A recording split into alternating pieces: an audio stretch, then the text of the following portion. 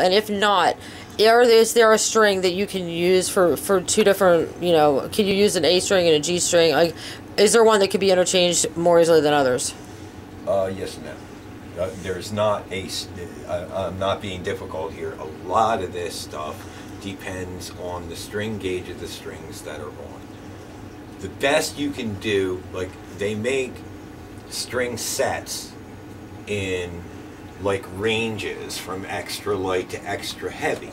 And as an example, if you buy an extra light set, the string gauge for this E string right here might be the exact same string gauge as the, say, A string on a set of mediums if you were starting out with a set of lights.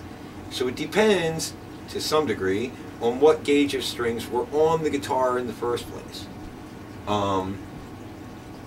If you're asking me, can you just grab any string and put it on, the problem is that I don't think, you'll notice that they get fatter as they go across. Of course. And they get fatter as they go across because fatter strings want to sound lower.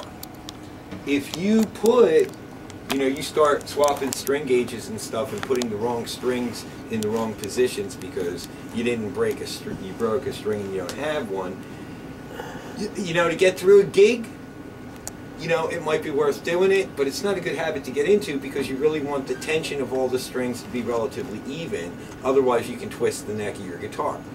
So if you do it, you know, get through the show, cut the string off, and then get up off the $5 and go buy yourself a set of strings. Trust me, it isn't worth ruining, you know, a couple hundred or a couple $1,000 guitar over a $5 set of strings.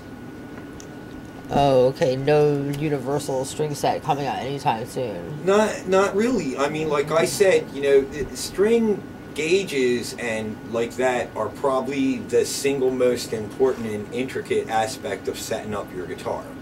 And what's on there and what you're trying to put on there with it, it can have a lot of different effects depending on what combinations you're trying to use. If you're not trying to mess your guitar up, your best bet is to buy strings in a set and replace your strings. You actually should be replacing them on a regular basis anyway. You don't want to be playing on rusty rips. They're uncomfortable, they're hard to slide up and down, they don't bend well, the tone gets dead on them, and they don't even sound good anymore. But even more importantly, from my perspective, when your strings get really dirty, they got rust, they got dirt, they got grime and little grit and stuff hanging on them. And then when you're fretting, the nickel of your frets gets all scratched up, you get nicks in it and like that, and eventually you can do serious damage to the neck of your guitar by playing with strings that are that dirty.